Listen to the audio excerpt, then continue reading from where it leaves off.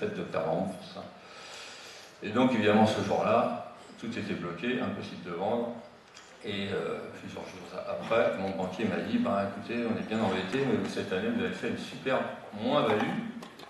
Et donc voilà, donc je me suis dit, finalement, quitte à faire des bêtises, je me demande si je ne devrais pas les faire moi-même. J'ai commencé à travailler avec des parents. Étonnamment, la personne qui s'occupait de mon compte à la banque ne savait pas trop ce qu'était un varan. Donc moi qui étais commercial, je me suis mis à lui expliquer ce que c'était. Donc là, je vais faire court après. Je me suis dit, bon, il faut que tu arrêtes. Donc on a commencé avec des amis qui sont d'ailleurs dans la salle ici par des forums à faire du trading avec des moyennes mobiles. On a vraiment tout testé. On s'est cru beau, c'est-à-dire qu'au début, quand on commence à gagner, on a dit ça va être super. On a même mis au point des EA, donc pour ceux qui ne savent pas ce que ça veut dire, c'est des robots. Hein. En gros, vous partez le matin, vous mettez votre robot, vous revenez le soir, vous êtes richissime. On en était même à se demander où on allait passer notre argent, alors qu'on n'avait pas gagné un centime. Donc je ne vous dis pas qu'évidemment c'est tout beau quand vous faites un backtest, donc je vous dis ça, je ne vais pas commencer à faire de la pub pour tel ou tel, bon, bref.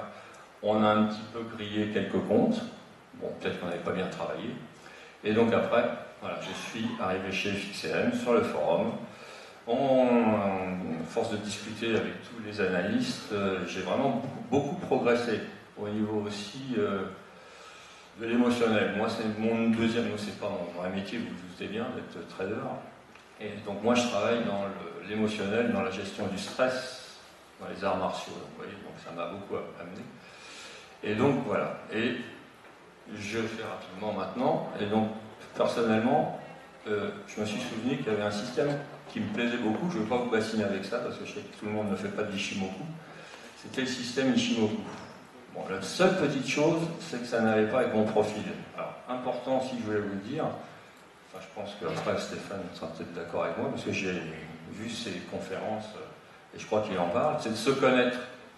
Très bien, Ishimoku. Ishimoku, c'est un outil de tendance. On peut jouer sur du long terme, du moyen terme. Et moi, ce que j'aime, effectivement, c'est de jouer en intraday. Alors, on m'a présenté comme scalper, c'est pas vraiment scalper, c'est-à-dire que moi, je ne joue pas en 1 minute, 2 minutes, j'ai essayé, ça n'a pas marché. Moi, je joue 15 minutes, 1 heure, 4 heures, avec ces trois unités de temps. Et donc, je me suis dit, ben, peut-être qu'en réduisant Ishimoku, qui marche très bien dans des frames supérieures, peut-être en les réduisant justement en des frames inférieures, on va peut-être pouvoir jouer en, peut-être pas scalping, mais en très court terme. Et donc, j'ai testé, et depuis un moment, j'avais remarqué, ah bah oui, il y a les graphiques qui sont là, c'est merveilleux. Et là, je ne l'ai pas sur la mienne, donc effectivement, bon, c'est pas grave, c'est pas grave. Je voulais bouger la souris, mais c'est pas grave, ne t'inquiète pas. Faire. Voilà, impeccable. Merci Stéphane. Il est bien mon collègue. Hein. J'en profite, hein, c'est bon. Ça va pas durer longtemps. Voilà, donc, alors voilà, allez, on va rapidement. Donc je me suis mis donc à Ishimoku, et donc mon principe est ainsi, prenez pas la tête avec Ishimoku. Le principe, c'est effectivement d'avoir le matin, quand j'ouvre ma plateforme, alors j'ai un autre indicateur qui là, malheureusement, ne s'est pas affiché. Pour les adhérents du forum, vous devez le connaître, c'est le dashboard qu'avait donné, je crois, c'est Adrian qui nous l'avait montré. Donc je l'ai mis puisque je fais un appel d'ailleurs à mes collègues du forum, si jamais vous arrivez à me trouver un système d'alarme ou de croisement comme pour les moyennes mobiles, mais pour mon système, ça me plairait beaucoup, je n'arrive pas à le faire. Donc, la première chose le matin, je vais voir, moi, donc, les fameuses moyennes mobiles que nous n'avons pas. Je vais voir effectivement mon US dollar, FXCM, car pour les parités vraiment en dollars, je trouve qu'il est très fiable. Il y a eu un moment une petite décorrélation avec l'USD JPI. Bon voilà, là par contre celui-là, vous voyez, je le laisse en grande frame. Et je vais même le mettre en 8 heures, je trouve que j'avais trouvé hier, ça marchait pas mal. Voilà. Et donc, on est là, on a rebondi sur ce que nous on appelle une petite june, mais dites-vous bien que les lignes qu'on voit, c'est des moyennes mobiles. Et donc le but, c'est de passer la résistance, qui est à 10 646 aujourd'hui, ou voire la semaine prochaine. Donc, ce qui est merveilleux avec le système Ishimoku, c'est qu'en plus, quand vous discutez avec les analystes de FXM, quand je les écoute le matin, c'est que généralement, avec Nicolas, avec Adrien, les points, on les retrouve. Donc, peu importe le système, moi je suis pas quelqu'un, je sais que sur notre fil, la file Scalping Ishimoku, allez-y faire un tour de temps en temps, on y met tous les matins notre position, comment on joue, ce qu'on perd, il n'y a pas de prise de tête, il n'y a pas d'ego mal placé, donc... et je trouve que d'ailleurs c'est quand on perd que l'on avance, c'est malheureux à dire, mais au début il faut bien faire parce qu'autrement on ne comprend pas ses pertes. Donc voilà mon système, donc une fois que j'ai fait ça, je vais retourner. Alors après évidemment moi j'ai mis un grand écran chez moi à la maison, vous doutez bien que là c'est pas très facile, ça fait un peu brouillon. J'ai donc 6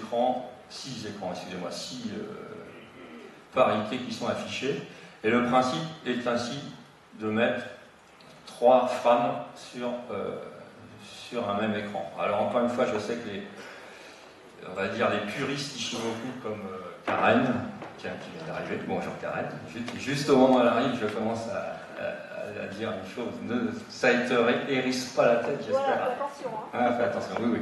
Non, donc, ceci dit, petite dédicace pour Karen, parce que j'ai suivi toutes ces infos et je la suis toujours, et donc j'espère que je pourrai aller lire et avoir son livre, car ça m'intéresse.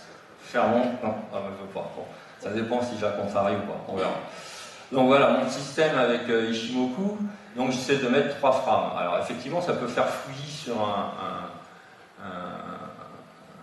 graphique, mais l'image, c'est déjà d'avoir le premier coup d'œil. Déjà, Ishimoku, ça veut dire coup d'œil. Donc là, c'est triple coup d'œil. C'est-à-dire qu'en gros, voilà, j'arrive le matin et imaginons que j'ouvre là, c'est quoi, le GBP AUD. Là, je vois, là, je suis en plein dans ce que j'aime appeler le pataquès. Là, ici, vous voyez, c'est le alors la lagging span. Attention, j'ai dit que je ferai attention ce matin en appelant bien.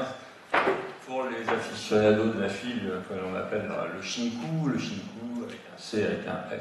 Le vrai nom, c'est la lagging span, qui veut dire retardé. Je pense que c'est ça, la moyenne mobile retardée. Hein, c'est ça. Je sais bien que tu sois là, je sens ton soutien. Et donc pour moi, au début, quand je suis arrivé sur le forum, et en discutant avec Kali, qui est un autre membre, et notamment aussi donc Karen, je vous dirais que cette ligne-là, je la savais. Je l'avais même mis invisible au début. Je disais, qu'est-ce qu'elle me rencontre, et puis alors maintenant, je suis un fan. Je disais que presque on pourrait enlever les prix, enlever tout, ne me laisser qu'une ou deux moyennes mobiles, et celle-là. Car vraiment, c'est elle qui dicte mon chemin. Donc vous voyez, un exemple. Alors, je vais vous prendre l'exemple d'hier, puisque je ne sais pas si ça bouge en ce moment, je n'ai pas le temps. Que je sais que j'ai tradé hier, celui-là.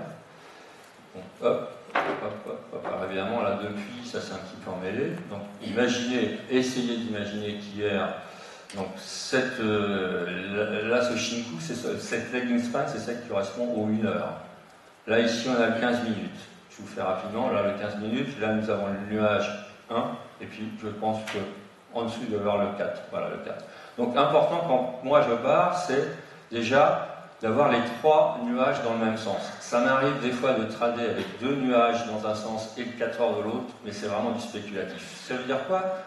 Ishimoku étant un système de tendance, donc on ne va pas aller à contrario de la tendance. C'est pour ça que c'est difficile de jouer en reverse avec l'Ishimoku. Enfin, quoique, quand on commence à l'appréhender avec les Kijun, avec certaines moyennes mobiles, on peut le jouer quand on arrive dans des zones de blocage.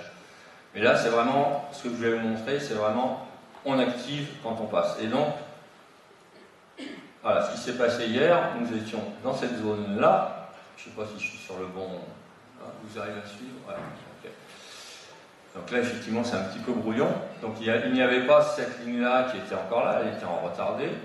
Et donc on est parti, donc important encore une fois que tous les paramètres pour les gens qui utilisent le Ishimoku soient en ligne. Hein. Là, on n'est pas en contrario avec ce que dit Karen. Au contraire, ça c'est vraiment la technique de base. C'est-à-dire que le Shinku, la lagging span, excusez-moi, est au-dessus des prix, que la Kijun en rouge est au-dessus de la Tenkan en verte, et qu'on est évidemment au-dessus du nuage. Si en plus le nuage futur, qui est un petit peu plus loin, est positif, c'est encore mieux. Alors évidemment, je sais bien qu'on n'a jamais tous les trades en même temps, tous les bons indicateurs en même temps, donc d'où la spéculation plus ou moins importante qu'on peut prendre. Voilà, je vous explique ça rapidement, puis après je terminerai juste en vous donnant comment je mets mes positions, mes stops et le nombre de lots que je prends pour pas être trop long. Donc le départ, il se fera. Attendez, peut-être que tout à l'heure je l'ai vu, j'ai dit à Nicolas que peut-être que voilà. Ah, tiens, un autre exemple en live là. On va le prendre parce que voilà. On pourrait aussi, alors il y a plusieurs options.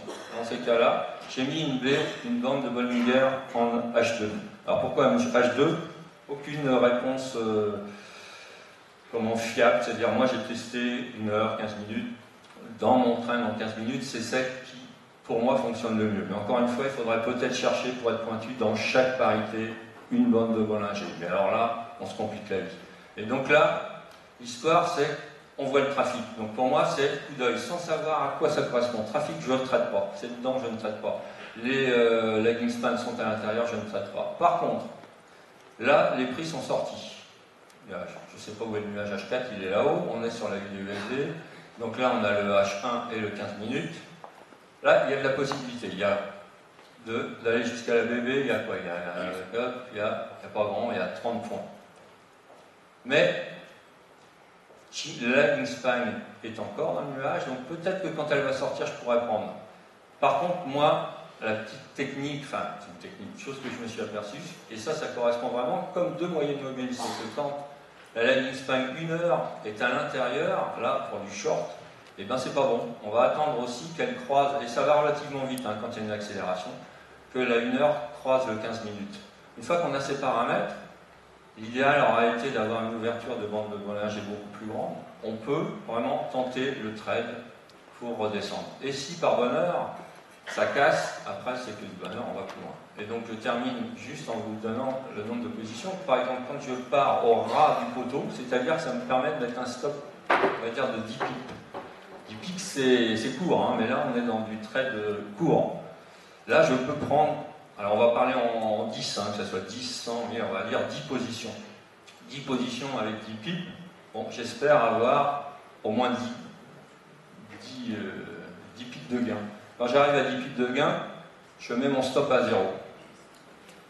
Ça peut paraître peu, mais si vous êtes parti avec 10, 100 contrats, là, la question, qu'est-ce que je fais?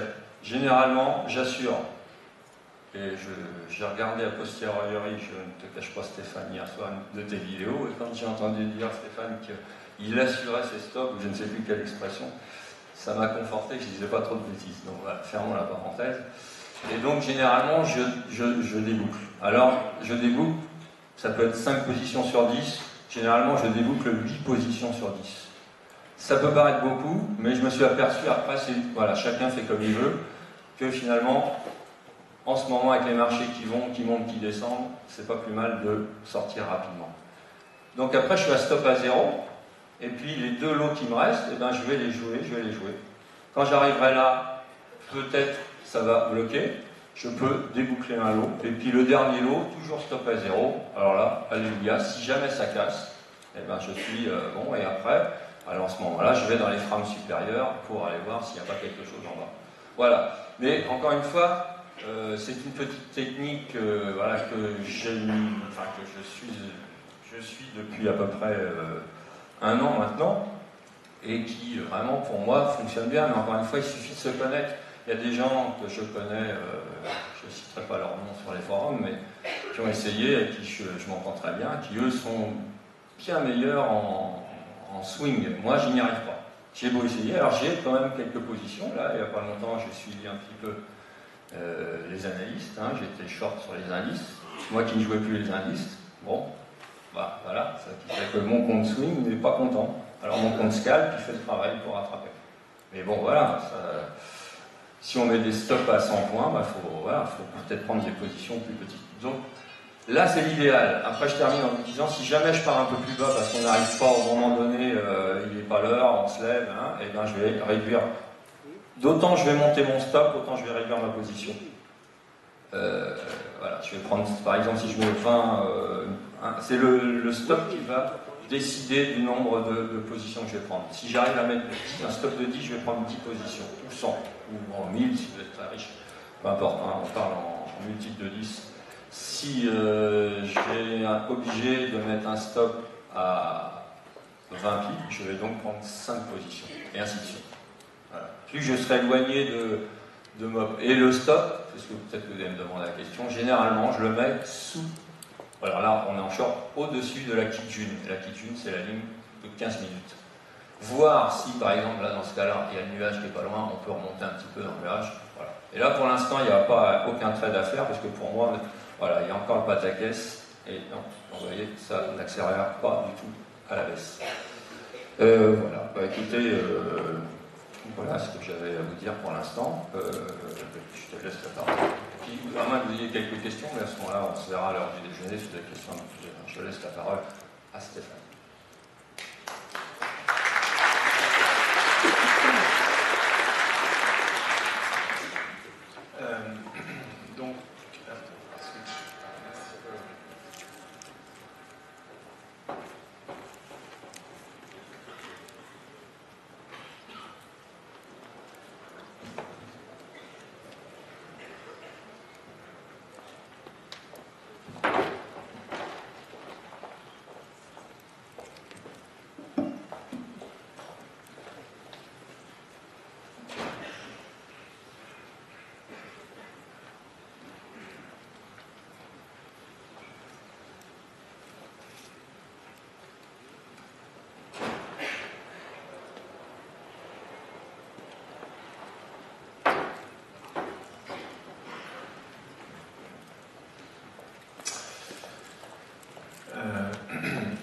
Donc là, je suis deux marchés qui m'intéressent potentiellement, qui sont l'euro-dollar et le marché du Bund, pour deux raisons bien différentes.